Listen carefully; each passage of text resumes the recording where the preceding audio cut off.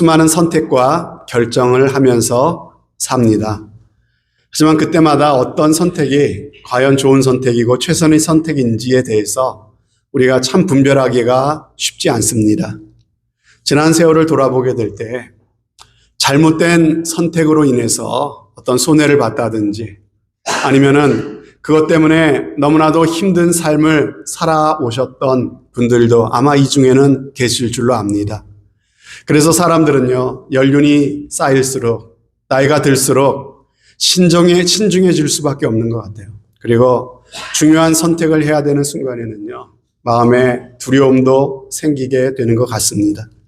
그래서 우리 믿는 사람들은요, 중요한 일을 앞두게 되면은 어떤 선택을 해야 될까? 우리가 하나님께 기도하고 또 하나님께 묻고 하나님의 뜻이 어디에 있을까? 하나님의 응답을 바라게 되는 것이 참으로 신실한 믿음의 사람들의 모습이 아닌가 생각을 합니다. 그런데 여러분, 우리가 이렇게 하나님의 뜻을 구할 때 하나님께서 좀 속 시원하게 이건 이거고 저건 저거다. 이렇게 선택해라. 이게 내 뜻이다. 하나님께서 참 분명하게 알려주시고 분명하게 들려주시면 얼마나 좋겠습니까? 그런데 많은 경우 그렇지를 않은 것 같습니다. 저는 여태까지 기도하면서 하나님께 이렇게 속 시원하게 응답을 받아본 적이 별로 없는 것 같습니다. 그래서 왠지 하나님은 내 기도는 안 들어주시나 이런 생각을 했던 때도 있고요. 또 그래, 하나님의 음성은 아무나 들을 수 있는 게 아니지 이런 생각을 가졌던 때도 있었던 것 같습니다. 그러나 제가 성경을 배우고 그리고 하나님의 뜻을 분별한다는 것이 어떤 것인지에 대해서 조금씩 알아가게 되면서 하나님의 음성을 듣는다는 것에 대해서 제가 좀 잘못된 생각을 갖고 있었구나라는 것을 깨닫게 되었습니다. 그러고 보니까는 교회 안에는 하나님의 뜻을 잘못 알거나 그분의 음성을 듣는 문제에 대해서 어떤 오해를 갖고 계신 분들, 그리고 뭔가 혼란한 그러한 문제 가운데 있는 분들이 교회 안에 많이 있구나라는 사실을 또 알게 되었습니다. 여러분, 많은 성도들이 참으로 이 문제, 하나님의 뜻을 분별하고 하나님의 음성을 듣는 것을 바로 알지 못하기 때문에 어떻게 하는 것이 하나님의 뜻을 아는 것인지, 어떻게 하는 것이 하나님의 음성을 듣는 것인지 바르게 배워보지를 못했기 때문에 하나님은 우리에게 참으로 귀한 복을 주시는데 그 복을 받지 못하고 누리지 못하고 안타까운 삶을 살아가고 있는 모습들이 많이 있더라라고 하는 것입니다. 저는 오늘 이러한 이슈와 관련해서 세 가지 질문을 여러분들과 함께 나누면서 그 답을 찾아보기를 원합니다. 그래서 그 속에서 하나님의 음성을 듣는 것이 무엇이고 그리고 그것이 갖는 의미에 대해서 우리가 함께 말씀을 나누기를 원합니다. 첫 번째 질문입니다. 그렇다면 누가 하나님의 음성을 들을 수 있을까요? 사람들은요, 생각합니다. 신의 뜻을 분별하고 또 신의 음성을 들을 수 있는 사람은 아무에게나 허락된 게 아니다. 특별히 선택된 사람들에게만 해당하는 일이라고 생각합니다. 다시 말해서 소위 신접한 사람들이라고 하죠. 신이 선택한 사람, 신내림을 받은 사람들만이 신과 접촉할 수 있고 신의 음성을 들을 수 있다라고 사람들은 생각합니다. 마찬가지로 신앙생활 하시는 분들 중에서도 하나님의 음성을 듣는 일은 보통 성도들은 안 되지. 기도 많이 하는 신령한 목사님이나 가능하고 또 어떤 특별한 은사를 받은 그러한 사람들이나 가능한 일이지라고 그렇게 생각을 하는 경향이 있다는 것이죠. 그러나 여러분, 우리의 모든 판단 기준은 나의 이성, 나의 경험, 나의 판단이 기준이 되어서는 안 되죠. 하나님의 말씀이 결국은 나의 모든 판단의 기준이 되어야 되지 않습니까? 그렇다면 하나님의 말씀은 과연 하나님의 음성을 듣는 것에 대해서 무엇이라고 말씀하고 계십니까? 그것이 내가 붙잡아야 될 하나님의 음성을 듣는다는 것에 대한 진실이죠. 누가 하나님의 음성을 들을 수 있는가? 시편 95편 7절 말씀에 보면은요, 대저 저는 우리 하나님이시요 우리는 그의 기르시는 백성이며 그 손의 양이라. 너희가 오늘날 그 음성 듣기를 원하노라. 하나님이 우리 하나님이시래요. 그리고 우리는 그분의 백성이고 그분의 양이래요. 하나님은 우리가 그분의 음성 듣기를 원하신대요. 그렇죠? 그리고 또 요한복음 10장에 보면은 내 양은 내 음성을 들으며 나는 저희를 알며 저희는 나를 따르느니라. 이건 누가 하신 말씀이죠? 예수님이 하신 말씀. 그죠? 예수님께서 내 양은 누구의 음성을 듣는다? 내 음성을 듣는다. 내 음성을 들을 뿐만 아니라 내 음성을 따른다. 이게 내 양이다. 이렇게 말씀하세요. 여러분, 이 두 구절에서 우리에게 뭔가를 말씀하고 계시는 분 누구예요? 하나님, 예수님. 그죠? 특별히 그 하나님과 예수님은 우리의 목자라고 말씀하시고 우리는 그분의 양이라고 그렇게 이야기를 하고 있습니다. 여러분, 예전에 한번 말씀을 드렸죠. 왜 수많은 그러한 짐승들이 있는데 하나님께서는 왜 우리를 양으로 그렇게 비유를 하셨을까? 왜 하필 양일까? 여러분, 여기에는 뭔가 이유가 있다고 말씀을 드렸어요. 양이라고 하는 짐승이 갖고 있는 특징 때문에 그래요. 그 특징이 무엇입니까? 목자의 돌봄이 없다면, 목자의 인도를 받지 않으면 결코 살아갈 수 없는 짐승이 바로 양이기 때문에 바로 우리를 양이라고 말씀하고 계시는 거예요. 여러분, 양은요, 자신을 지킬 날카로운 발톱이나 이빨도 없는 짐승이 바로 양입니다. 그렇다고 맹수가 달려들 때 빨리 도망치거나 나무에 재빨리 오르거나 굴 속으로 숨어 들어갈 수 있는 재주도 없는 것이 양입니다. 그리고 양은요, 지독한 근시예요. 멀리 보지 못합니다. 독초인지 내가 먹을 수 있는 풀인지도 잘 분간하지 못하는 짐승이 바로 양이라고 해요. 그리고 또 방향 감각이 없어요. 그래서 길을 쉽게 잃어버리는 짐승이 바로 양이랍니다. 그런데 이런 양도 한 가지 아주 발달한 그 기능이 있다는 것이죠. 그 양이 발달한 기능이 무엇입니까? 청각이라 그래요. 청력이 아주 뛰어난 짐승이래요. 그래서 목자가 양들을 불러내는 그 자기 목자의 소리를 정확하게 분간해내서 목자의 목소리를 듣고 목자를 따라가는 짐승이 바로 양이라고 하는 것이죠. 그래서 요한복음 10장에서 예수님께서 나는 목자고 나는 선한 목자다. 그리고 너희는 양이라고 말씀하시는데 목자와 양과의 관계를 말씀하시면서 계속 반복해서 하시는 말씀, 계속 반복해서 나오는 단어가 있어요. 그것은 무엇이냐면요, 음성이라고 하는 것. 음성. 여기 27절에 나오죠. 내 음성을 들으며, 음성이라는 말이 반복해 나오고요. 또 하나는 듣는다라는 말이 반복해서 나와요. 음성이라고 하는 말과 듣는 것. 목자의 음성을 듣는 것으로 목자와 양의 관계가 바로 규정이 된다라고 하는 것입니다. 이처럼 구약 성경을 봐도 그렇고요. 신약을 봐도 그렇습니다. 하나님과 우리 사이, 예수님과 우리 사이를 목자와 양의 관계로 말씀하고 있다는 것이죠. 그런데 여러분, 여기서 생각해 봅시다. 이렇게 양이 목자의 음성을 듣는데 어떤 조건을 말씀하십니까? 어떤 조건이 있다고 하십니까? 아무리 찾아봐도 양이 목자의 음성을 듣는데 어떤 갖춰야 될 조건이 있다고 말씀하지 않으세요. 여러분, 크고 힘이 센 양만 목자의 음성을 들을 수 있다. 아니면 청각이 좀 더 발달한 양들만 목자의 음성을 들을 수 있다. 뭐 이런 조건이 없다는 거예요. 그냥 단순히 하나님의 양, 주님의 양이라면은 누구나 그 목자의 음성을 듣는다라고 단순하게 말씀하고 있다는 것이에요. 그리고 들을 수 있을 뿐만 아니라 주님의 양이라면 반드시 그 음성을 듣고 어떻게 한다? 따른다. 그게 주님의 양이다. 이렇게 말씀하고 있다는 거예요. 그렇다면 누가 주님의 양입니까?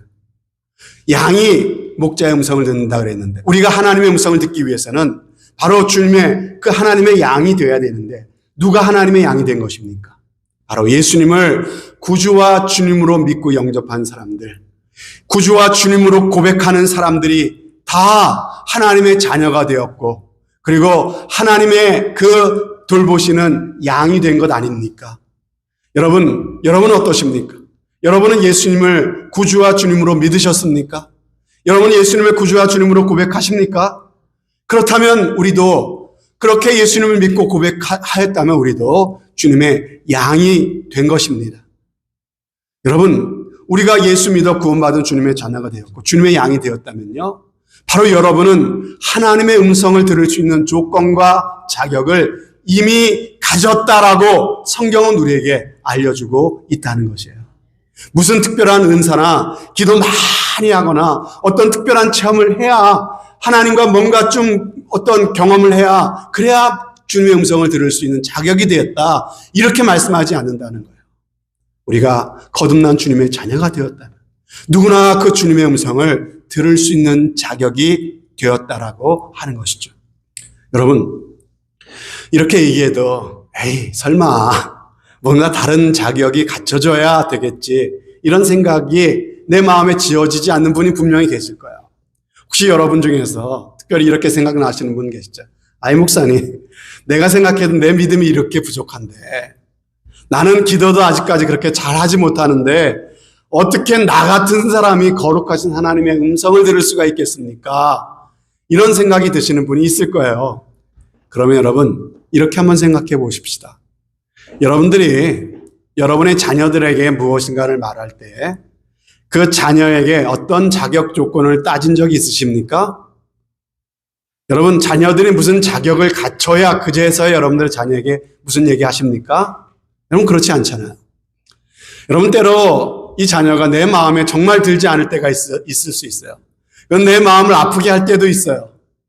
그럼에도 불구하고 부모는 그 자녀에게 무엇인가를 계속해서 이야기하고 싶어 합니다. 이게 부모의 마음이에요. 뭔가 내 마음을 아프게 마음에 안 들면 더 얘기하고 싶어요. 그러면 안 된다고. 그러면 안 된다고. 이렇게 해야 된다고. 이런 얘기를 하고 싶은 게 부모의 마음인 것이죠. 우리를 향한 하나님의 음성이 바로 그렇다는 거예요. 인류의 첫 조상인 아담과 하와를 생각해 보십시다. 선악과를 따먹고 난 이후에 아담과 하와는 회개하지 않았습니다. 오히려 하나님의 낯을 피해서 숨었다고 말씀하십니다. 그럼에도 불구하고 하나님 어떻게 하십니까? 숨어있는 그 아담을 하나님이 먼저 찾아오셨습니다. 심지어 하나님은요, 동생을 시기해서 미워해서 때려 죽였던 가인에게도 먼저 찾아가셔서 그에게 말씀하셨던 하나님이셨습니다. 마찬가지로 구약 성경이 뭡니까? 범죄한 이스라엘을 그 백성들을 하나님이 먼저 찾아오시는 이야기 아닙니까?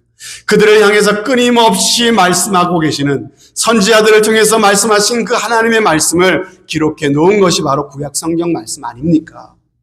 여러분 무슨 말입니까? 하나님의 음성을 들으려면 뭔가 특별한 자격을 갖춰야만 된다는 생각은요, 전혀 근거가 없는 생각이다라고 하는 거예요. 여러분 내 생각이죠. 내 판단이고 내 경험이고 내 이성이고 내 생각이에요. 그러나 하나님의 말씀은 정확하게 그게 아니라고 말씀하세요. 누구에게나 하나님의 자녀가 되었다면 네가 목자이신 나의 양이라면은 너는 이미 나의 음성을 들을 수 있는 자가 되었다라고 말씀하고 계시는 것입니다. 여러분 이게 주님이 우리에게 말씀하시는 단 하나의 조건이다라고 하는 것이죠. 여러분 그렇다면은 왜 같이 신앙생활을 하는데 누구는 하나님의 음성을 듣는다고 하는데 왜 어떤 사람은 하나님의 음성이 들려지지 않는 걸까요? 여러분 하나님의 음성이 들려지지 않는 이유, 그 이유를 말씀드립니다. 첫 번째로 내가 주님의 양이 아니기 때문에 주님의 음성이 들리지 않는 거예요. 아까 말씀이 정확하게 이야기하고 있죠. 양이면 목자의 음성을 듣게 돼 있는데 내가 주님의 양이 아직 되지 못했기 때문에 목자의 음성이 들릴 리가 없죠. 그래서 요한복음 8장에 보면요, 하나님께 속한 자는 하나님의 말씀을 듣나니 너희가 듣지 아니함은 하나님께 속하지 아니하였음이로다. 하나님의 자녀가 되지 않았기 때문에, 하나님께 속하지 않았기 때문에 그 음성이 들려지지 않는 것이에요. 교회에 누가 이제 처음 나오셨어요. 그래서 교회를 이렇게 다니시다가 신앙생활을 하시다가 어떤 분들은 계속 신앙생활을 하지 못하시고 중간에 신앙을 포기하시고 교회를 떠나시는 분들이 가끔 계시지 않습니까? 그래서 교회를 안 나오시면은 이렇게 연락을 드리거나 찾아가죠. 그래서 왜 못 나오십니까? 라고 말씀을 드리면요, 여러 가지 이유를 말씀하세요. 비즈니스가 너무 바빠서 못 갑니다. 집안 식구 누가 반대해서 못 가겠습니다. 뭐 이런 얘기도 하시고 또 교회에 있는 아무개 때문에 마음의 상처를 받아서 시험이 들어서 교회를 못 오시겠다고 이런 얘기 하시는 분들도 계세요. 다 나름대로 교회 못 오시는 이유를 말씀하시는데 여러분, 그런데 더 근본적인 이유가 있다는 사실 아십니까? 왜 그분들이 교회 신앙생활 하는 것을 그만두시는 걸까요? 바빠서, 반대해서, 시험 들어서 다 이유가 각자인 것 같지만요. 결국 파고 들어가 보면은 더 근본적인 이유가 있어요. 그 이유가 뭘까요? 교회를 다니는 동안에 하나님의 말씀이 들어오지 않은 거예요. 하나님의 말씀이 그 영혼에 들려지지 않았던 것입니다. 하나님의 말씀이 들려지지 않으니까 결국 그 신앙생활이 유지가 되지 못하고 중간에 여러 가지 이유들 때문에 포기하게 되더라라고 하는 것이죠. 여러분, 어느 누구한테는요, 교회 다니고 하나님을 예배하고 신앙생활 하는 것만큼 재미있는 게 없습니다. 어느 누구한테는 참으로 이렇게 신앙생활 하는 것만큼 내게 감사를 주고 보람을 느끼게 하는 것이 없죠. 참으로 그런 분들도 계신데 왜 똑같은 말씀 듣고 똑같은 예배 드리고 똑같은 신앙생활 하는데 어떤 사람들은요, 신앙생활 하는 게 참 무의미하고 재미없고 따분하게 여겨지는 이유가 뭡니까? 여러분, 바로 여기에 있어요. 하나님의 말씀이 그 심령에 들려지느냐 들려지지 않느냐라고 하는 그 차이에 이 차이가 있다라고 하는 것이죠. 여러분 중에 하나님의 말씀을 들을 때 단 한마디라도 그 말씀이 내 마음을 와 닿고 내 영혼을 참으로 치는 그 말씀이 들려지고 이 말씀이 깨달아지고 이 말씀 때문에 내 심령이 기뻐지고 이 말씀 때문에 내 마음에 근심도 왔다가 그 말씀 때문에 내 마음에 어떤 결단도 하게 되는 어떤 말씀이 내 가운데 와서 들려지는 이러한 것들이 여러분 가운데 확인되어진다 한다면요, 여러분 다른 것도 다 감사하지만 그것 때문에 여러분들 더욱더 감사하시기를 바랍니다. 하나님의 말씀이 들려지는 것이 진짜 복이에요, 여러분. 여러분 교회 다니면서 뭐가 복입니까? 여러분 하나님의 말씀이 들려지는 게 복이에요. 하나님의 말씀이 들려진다고 하는 것은요, 아무한테나 허락된 복이 아닌 것이에요. 말씀이 들려지고 깨달아진다면 무엇보다 감사하시기 바랍니다. 여러분, 참으로 하나님께서 우리에게 그러한 은혜를 주셨기 때문이에요. 그런데 양이 아니면 하나님의 말씀이 들려지지 않아요. 네, 여러분, 또 하나님의 말씀이 들려지지 않는 경우가 있어요. 양이긴 양인데 하나님의 말씀을 듣지 못하는 경우가 있어요. 여러분, 그것은 저는 마음의 문제라고 봅니다. 정말 하나님의 말씀을 듣고자 귀를 기울이는 그 마음이 없기 때문에, 하나님의 말씀을 듣고자 하는 그 마음의 그 갈망, 가난한 마음이 그 마음 가운데 없기 때문에 하나님 말씀이 들려지지 않아요. 여러 가지 이유가 있겠죠. 피곤해서 그럴 수도 있고, 또 여러 가지 참 어려운 문제 가운데 마음이 상해 있어서 말씀을 갈망하지 못할 수도 있고, 여러 가지 이유가 있을 수도 있는데, 아니면 지금 죄에 빠져 있어서 죄 때문에 내 마음이 참으로 무너져 있어가지고 그래서 말씀에 대한 갈망을 잃어버릴 수도 있습니다. 그런데 말씀을 듣고자 하는 그 마음의 중심이 없기 때문에 말씀이 들리지 않을 수 있다라고 하는 것이에요. 여러분, 말씀이 들리지 않는 것이 하나님의 말씀하지 않는 것이 아니라 내가 듣고자 하는 마음이 없기 때문에 들리지 않는 것이에요. 여러분은 여러분의 마음이 지금 어디를 향하고 있는지를 한번 점검해 보시기를 바랍니다. 정말 여러분의 마음이 하나님의 뜻을 알기를 원하고 하나님의 음성을 듣고 하나님의 그 뜻을 정말로 내가 듣기를 원하고 알기를 원한다면요, 하나님은 반드시 그 영혼에게 말씀하시는 하나님이세요. 여러분, 그래서 예수님께서 말씀하셨죠.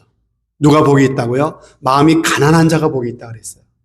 마음이 가난한 사람의 특징이 뭔지 아세요? 하나님이 어떤 말씀을 주실지, 하나님이 주시는 은혜를 갈망하며 하나님의 말씀 듣기를 사모하는 그 마음이 가난한 마음이에요. 여러분, 어떤 말을 하나 한번 들어보자. 마음에 들면은 듣고 마음에 안 들면 말고, 이런 마음은 이미 내 마음이, 내가 모든 것을 하나님의 말씀을 판단하는, 하나님의 말씀보다 내가 더 위에 올라가 있는 거죠. 교만한 마음이에요. 그러나 하나님께서는 가난하고 겸손한 심령을 기뻐하십니다. 그러한 영혼들에게 하나님께서 반드시 은혜를 베풀어 주신다라고 하는 것이죠. 자, 그렇다면 왜 하나님의 말씀이 들리지 않는가를 함께 생각해 봤는데, 두 번째 질문입니다. 두 번째 질문. 그렇다면 하나님의 음성을 듣는다는 말의 의미는 무엇일까요? 여러분, 성경은 하나님은 말씀하시는 하나님이다라는 사실을 알려주십니다. 여러분, 하나님께서 세상을 창조하실 때도 뭘로 창조하셨어요? 가라사대 하시니까는 빛이 생기고, 그리고 또, 별들과 달들과, 땅과 바다가 나눠지고, 하나님이 말씀으로 창조하셨다고 성경은 말씀하시죠. 그리고 또 하나님께서는 끊임없이 선지자들을 보내시고 종들을 보내셔서 범죄한 인간들을 찾아오셔서 우리에게 말씀해 주셨고, 그리고 마지막에는 또 이 모든 날 마지막에는 누구로 우리에게 말씀하셨다 그래요?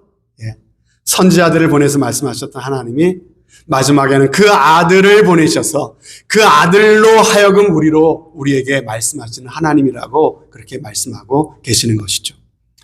여러분, 특별히 요한복음 1장에 보면은 태초에 말씀에 계셨다 그랬고, 이 말씀이 곧 하나님이시니라.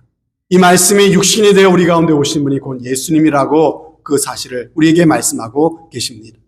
그러니까 성경이 말씀하시는 게 뭐예요? 창세기서부터 요한계시록까지 성경이 증거하고 계시는 하나님은 어떤 분이세요? 바로 우리에게 끊임없이 말씀하시는 하나님, 우리에게 말씀하시기를 기뻐하시는 하나님, 우리에게 말씀하고 싶어 하시는 하나님, 그분의 뜻을 알려주고 싶어 하시는 하나님이라는 사실을 우리에게 알려주고 있다고 하는 것이에요.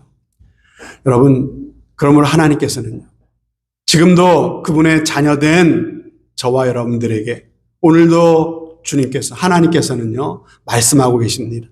오늘도 우리에게 그분의 뜻을 알려주고 싶어 하세요. 그렇다면 우리를 향하신 하나님의 뜻이 뭘까요? 우리를 향하신 하나님의 가장 큰 뜻은요, 우리를 죄와 사망에서 건져주시고 구원하셔서 우리에게 영원한 생명을 주시길 원하시는 것이 하나님의 뜻이죠. 그래서 이 뜻을 이루시고자 하나님께서 이 세상 가운데 행하실 그 계획이 뭔지 성경을 통해 분명하게 우리에게 알려주셨어요. 크게 첫 번째로 하나님께서 이 땅에 메시아이신 예수 그리스도를 이 땅에 보내주셔서 우리의 죄를 대신해서 십자가에 죽으시고 다시 3일 만에 다시 부활하게 하시는 것이 하나님의 뜻이셨어요. 이 사실을 성경에 말씀해 주셨어요.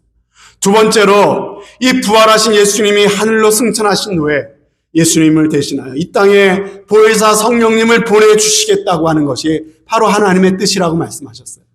그리고 세 번째로 장차 이 땅에 예수 그리스도께서 심판의 권한을 갖고 이 땅에 오셔서 산자와 죽은 자를 심판하시고 마지막 구원을 완성하실 것에 대한 그 뜻을 우리에게 말씀해 주고 계시죠. 그런데 여러분, 우리를 향하신 하나님의 뜻에는 이런 큰 뜻만 있는 것이 아니죠. 우리의 삶의 다양한 순간에 우리가 정말 어떠한 상황 가운데 어떤 선택을 하고 어떤 결정을 해야 될 때, 하나님, 이럴 때는 어떻게 해야 하나요? 하나님, 이럴 때 주님이 원하시는 것은 뭘까요? 이렇게 해야 됩니까? 저렇게 해야 됩니까? 우리가 하나님의 뜻을 구하면요, 거기에도 하나님께서 우리에게 뭔가를 알려주시고 하나님이 더 기뻐하시는 것이 어떤 것인지를 우리에게 알려주시고 그것을 선택하기를 하나님께서는 원하고 계시다고 하는 거예요. 왜 그렇습니까? 하나님 우리를 사랑하시기 때문에, 우리가 정말 잘 되길 원하기 때문에, 우리가 이 땅에서 실패하고 낭망하고 우리가 좌절하고 살기보다는 이 땅에서도 하나님이 주는 복을 누리고, 그리고 참으로 이 땅에서도 참으로 하나님의 자녀답게 당당하게 살기를 원하시기 때문에 우리로 하여금 그러한 길을, 그러한 선택을 하며 살기를 하나님께서는 원하시는 줄로 믿습니다.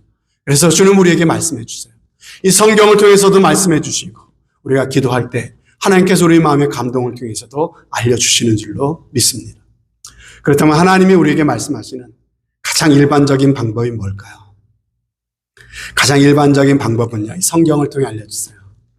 이 성경에 이미 하나님께서는요, 하나님이 어떤 분이시고 하나님이 어떤 것을 기뻐하시고 우리가 어떻게 하는 것이 하나님이 기뻐하시는 것인지를 알 수 있는 것들을 이 가운데 충분히 우리에게 말씀해 두셨습니다. 그래서 이 성경 말씀을 통해서 우리는 하나님의 뜻을 알 수 있다는 거예요. 여러분들이 무엇을 가지고 간절히 기도하며 하나님의 뜻을 구할 때 이 예배를 통해서 하나님께서 주시는 그 설교 말씀을 들을 때, 이 말씀을 들으면서 내가 기도했던, 아, 이것이 하나님의 뜻이구나. 하나님의 응답으로 그것이 들려질 때가 있다는 거예요.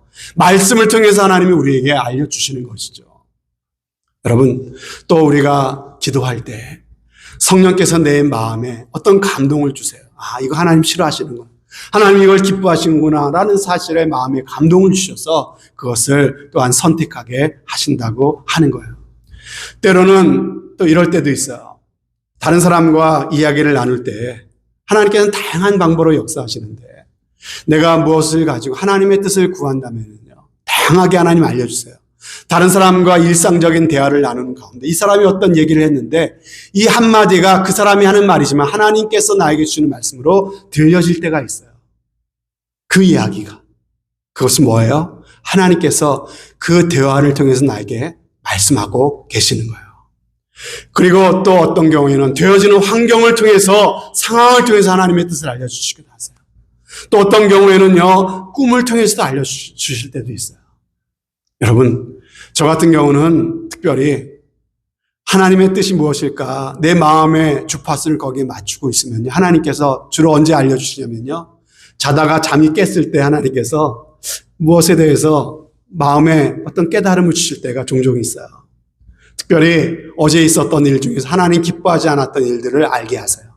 그래서 아, 내가 잘못했구나. 내가 어제 얘기했던 것이, 내가 그것이 하나님 기쁘신 말씀이 아니, 하나님의 뜻이 아니었구나. 내가 잘못 말했구나. 이것을 내가 또 깨닫게 하실 때가 있어요. 그러면 또 하나님 앞에 회개하고, 그렇게 하나님께서 어떤 것들을 알게 하실 그런 때가 있다라고 하는 것이죠. 언제요? 내 마음의 채널이 하나님께 맞춰져 있을 때. 그렇지만 여러분, 뭐 환경 통해서, 상황 통해서, 꿈을 통해서, 여러분 다 좋지만은 가장 우리가 중심적으로 삼아야 될 것은요, 바로 하나님의 말씀을 통해서 우리에게 하나님의 뜻을 알려주시는 것이 중요해요. 자, 그래서 여러분 말씀을 들을 때 나를 향한 하나님의 뜻이 무엇입니까? 그것을 듣기를 원하는 마음으로 말씀을 들으시길 바랍니다. 그리고 특별히 여러분들 성경을 읽으세요. 성경을 묵상하세요. 여러분 큐티라고 하는 것 있잖아요. 성경을 읽고 또 성경을 묵상하면서 그것을 통해서 하나님께서 나에게 어떤 말씀을 주실까, 그것을 참으로 기대하는 마음으로 성경을 읽고 묵상하시기를 바라겠어요. 성경을 묵상한다는 것이 어렵다고 느껴지는 분들이 계시기 때문에 제가 조금 구체적으로 한 가지 예를 들어서 여러분들에게 설명해 드리도록 하겠습니다. 자, 만약에 묵상할 본문이 신명기 21장 15절, 16절, 17절 말씀이라고 해봅시다. 자, 한번 이 말씀을 어떻게 묵상하는가 여러분들 예를 들어서 여러분들에게 설명해 드릴게요. 이런 말씀이 있어요. 어떤 사람이 두 아내를 두었는데 하나는 사랑을 받고 하나는 미움을 받다가 그 사랑을 받는 자와 미움을 받는 자가 둘 다 아들을 낳았다 하자. 그 미움을 받는 자의 소생이 장자여든 자기의 소유를 그 아들들에게 기업으로 나누는 날에 그 사랑을 받는 자의 아들로 장자를 삼아 참 장자, 곧 미움을 받는 자의 아들보다 앞세우지 말고 반드시 그 미움을 받는 자의 아들을 장자로 인정하여 자기의 소유에서 그에게 두 몫을 줄 것이니 그는 자기의 기력의 시작이라. 장자의 권리가 그에게 있음이니라. 여러분 이 말씀을 읽었어요. 자, 이 말씀을 읽을 때 여러분 어떻게 읽어야 됩니까? 이 말씀 속에서 오늘 나에게 하나님께서 말씀해 주시기를, 오늘 주님의 뜻을 깨닫고 이 말씀 속에서 나를 향한 주님의 음성, 그 말씀을 받는 시간 되게 해달라고, 주님의 마음을 깨닫는 시간 되게 해달라고 그렇게 기도하시면서 이 말씀을 읽는 거예요. 그러면서 이 말씀을 서너 번 이렇게 반복해서 읽으시면서 정확하게 이 내용이 무엇을 이야기하고 있는지를 여러분들 먼저 파악해야 되겠죠. 성경의 내용과는 전혀 상관없는 그런 묵상하시면 안 돼요. 성경이 이야기하고 있는 내용을 정확하게 파악하시고 그걸 기초로 해서 여러분들이 묵상을 하셔야 되는 것이죠. 다시 한번 보겠습니다. 정확하게 그 내용이 뭡니까? 어떤 사람이 두 아내가 있어요.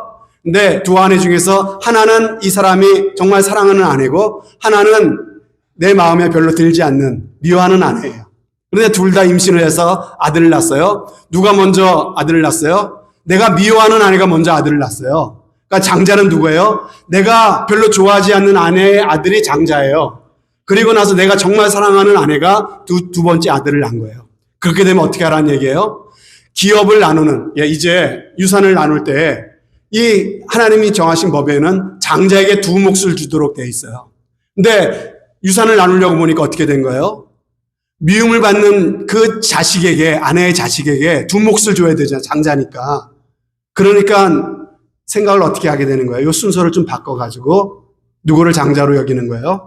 사랑하는 아내의 자녀를, 거의 비슷한 시기에 낳았으니까요. 이걸 조금만 바꿔가지고, 그렇죠? 내가 사랑하는 그 아내의 자식을 장자로 그렇게 삼아가지고 두 몫을 나누지 말라라고 말씀하시는 거예요.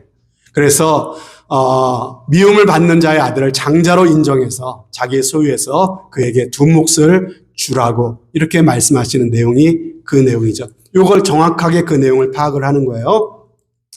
그러면 하나님께서는 왜 이 얘기를 하셨을까? 물론 그 당시의 법이겠지만 그 당시에 사람들에게 지킬 법으로만 주신 게 아니라 오늘 우리에게 주신 하나님의 어떤 메시지가 여기 담겨져 있잖아요. 그러면 이것이 의미하는 바가 뭘까? 생각하는 거죠. 이것이 주는 교훈이 뭘까? 어떤 생각이 드냐면, 그렇구나. 내가 좋아하는 사람인지 싫어하는 사람인지에 따라서 내 감정을 따라서 차별하거나 부당하게 대우하는 것은 하나님이 기뻐하지 않는구나. 누구든지 원칙대로 공정하게 대하는 것이 하나님의 뜻이구나라는 사실을 여기서 우리가 분명히 깨달을 수 있지 않습니까? 그런 교훈을 우리가 하나님이 이걸 원하시는구나라는 사실을 이 내용에서 우리는 이렇게 끌어낼 수가 있는 거예요. 누구나 할 수 있는 거예요. 그러면 거기서 끝나면 안 돼요. 거기에서 그렇다면은 그 말씀 앞에서 내 자신을 비춰봐야 돼요. 내 자신을 하나님께서 이것을 싫어하시는구나라고 했던 이 말씀 앞에 나는 이런 일이 없었는가? 나는 하나님을 이렇게 싫어하는 일을 한 적이 없었는가? 이렇게 내 자신을 비춰보는 것이죠. 그러면서 하나님께 기도하는 거예요.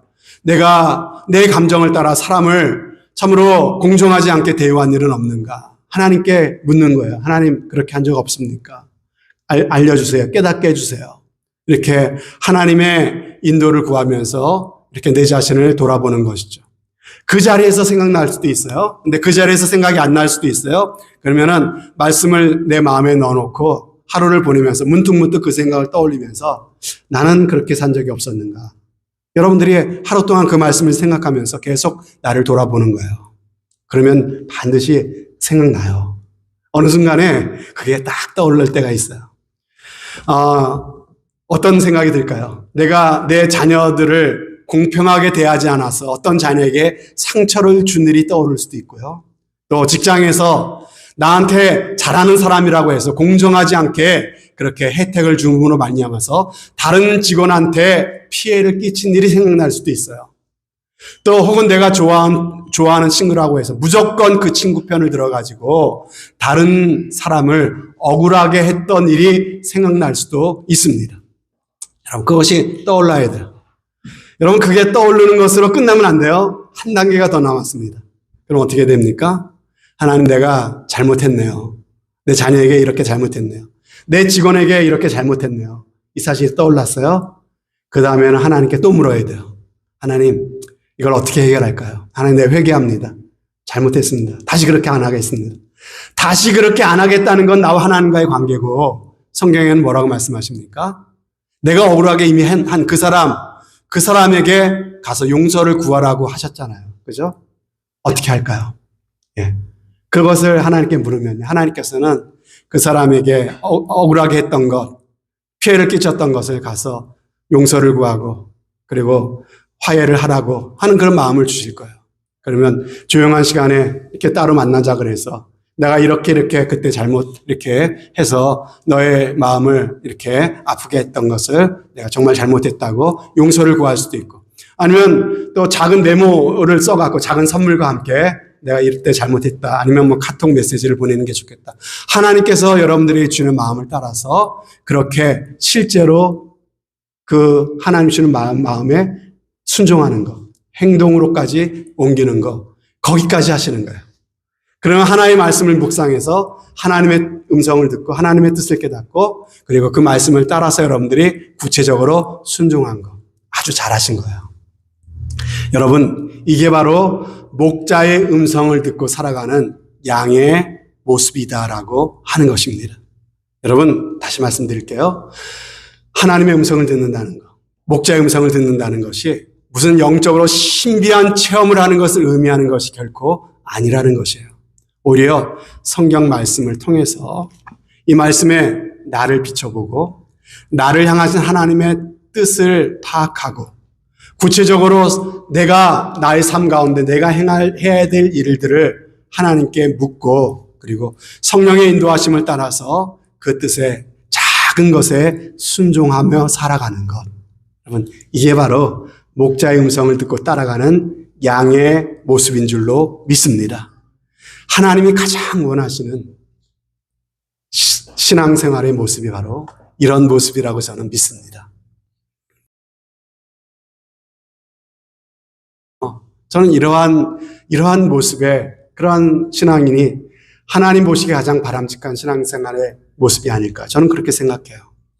여러분, 이렇게 신앙생활을 한다면은 왜 우리의 신앙과 인격이 자라지 않겠습니까? 여러분, 10년, 20년 예수 믿어도 항상 그 자리에 믿음도 자라지 않고 인격도 변화되지 않는 분들이 있을 수 있잖아요. 여러분, 그런 뭔가 신앙생활을 잘못하고 있는 거죠. 근데 정말 우리가 주님의 음성을 듣고 그 음성을 따라가는 이러한 삶을 날마다 이렇게 살아가려고 그렇게 애쓰며 살아간다면요. 왜 그 믿음이 자라지 않겠습니까? 인격이 왜 성숙하지 않겠습니까? 세월이 갈수록 점점 더 예수님을 닮아가고 점점 더 참으로 주님이 인정하시고 사람들이 존경하는 그러한 믿음의 사람의 모습이 되지 않겠습니까? 하나님이 이러한 사람이 되기를 원하시는 것이죠. 그래서 여호수아서 1장 8절 말씀에 보면은 이 율법책을 내 입에서 떠나지 말게 하래요. 주야로 그것을 묵상하래요. 주야로 이것만 읽으라는 말씀이 아니라 단 아까처럼 단 세 구절이라도 마음에 담아두고 이것을 자꾸 생각해 보는 것이죠. 주야로 그것을 묵상하며 그 가운데 기록한 대로 다 지켜 행하라. 하나님께서 나에게 어떤 행동을 하기 원하시는 것을 순종하는 데까지 지켜 행하는 것이죠. 그리하면 내 길이 평탄하게 될 것이라 내가 형통하리라. 여러분, 정말로 우리의 삶이 하나님께 복이 되고 우리의 삶이 참으로 열려지고 형통케 되는 길이 바로 여기 있다는 것이에요. 그렇게 되도록 하나님께서 책임져 주시겠다는 거예요. 신명기 28장에 보면요. 내가 내 하나님 여호와의 말씀을 삼가 듣고 내가 오늘날 내게 명하는 그 모든 명령을 지켜 행하면 내 하나님 여호와께서 너를 세계 모든 민족 위에 뛰어나게 하실 것이라고 말씀하고 계십니다. 여러분, 하나님의 말씀을 듣고 이 말씀에 구체적으로는 내가 순종하는 데까지 나가는 삶을 살며 하나님이 그 인생을 책임져 주시겠다는 얘기예요. 보배로운 백성 되게 해주시겠다는 말씀이에요. 어디를 가든지 무엇을 하든지 머리가 되게 하고 꼬리가 되지 않게 해주시겠다는 말씀도 하셨고요. 세계 모든 민족 중에 뛰어나게 해주시겠다고 약속하셨습니다. 여러분, 이 말씀을 하나님이 이루어 주신대요. 하나님의 말씀을 날마다 내 마음에 새기고 그 말씀을 따라 작은 것이라도 순종하는 삶을 살아갈 때 여러분, 하나님의 음성을 듣는 이러한 건전한 신앙생활 하시는 여러분들이 꼭 되시기를 주님의 이름으로 축복합니다. 마지막 세 번째 질문. 그렇다면 우리가 하나님의 음성을 들어야 하는 이유는 무엇일까요? 제가 이미 이것에 대한 대답을 여러분들에게 말씀을 드렸습니다. 오늘 말씀에도 보면은 귀에 있는 자는 들을지어다 말씀하세요.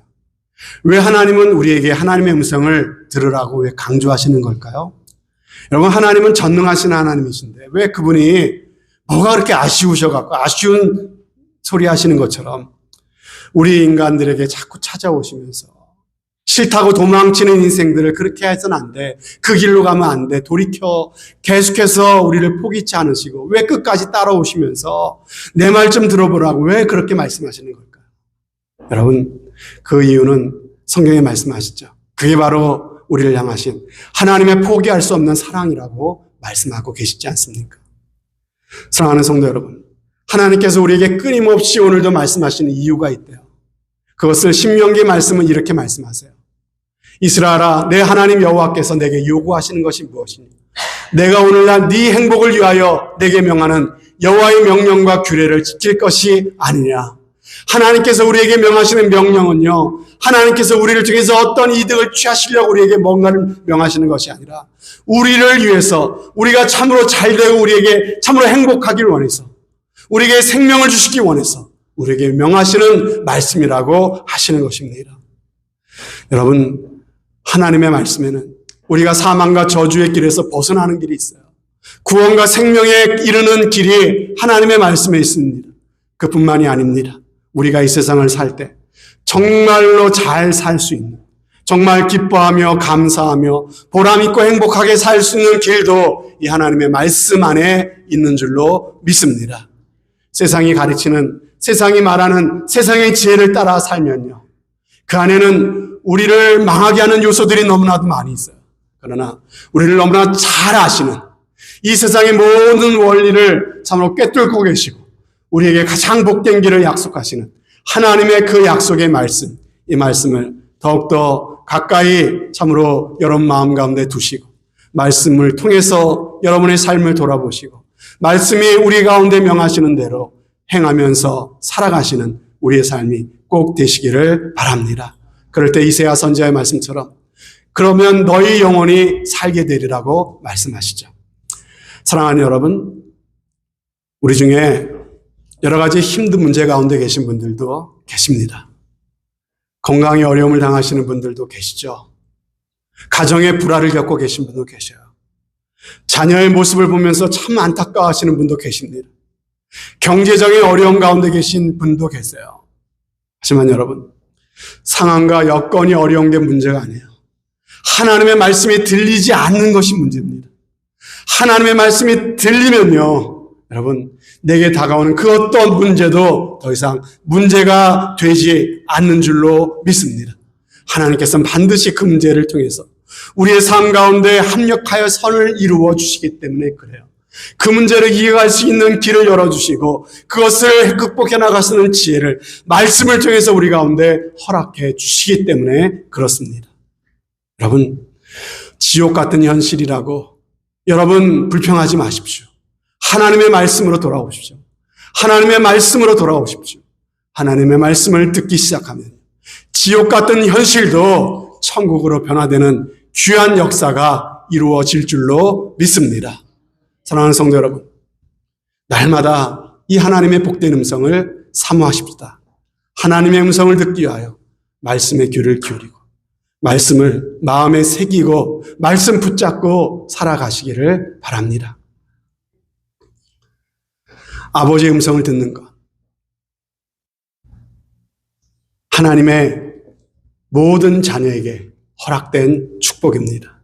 더 이상 사단 마귀에게 속지 마시기 바랍니다. 예수 그리스도를 믿었다면 이미 하나님의 말씀을 들을 수 있는 자격이 나에게 있습니다. 무슨 일을 만나든지 하나님의 뜻을 알려달라고 기도하시고 그렇게 하나님의 말씀에 귀를 기울이시고 그렇게 선포되어지고 내 눈에 들어오는 그 말씀을 붙잡으시고 말씀 붙잡고 말씀으로 하나님의 뜻을 구하며 살아가실 때 하나님께서 참으로 우리를 참으로 양으로 푸른 초장과 쉴만한 물가로 인도하셔서 여호와 하나님은 나의 목자시니 내게 부족함이 없다라고 한 것처럼 우리의 선한 목자가 되셔서 우리에게 영원한 생명과 풍성한 삶을 약속하시는 그 주님, 그 주님의 인도를 받아 우리의 삶에 부족함이 없는 그리고 항상 감사와 찬송이 넘치는 복된 삶이 꼭 되시기를 주님의 이름으로 축복합니다. 아멘. 하나님 아버지 감사합니다.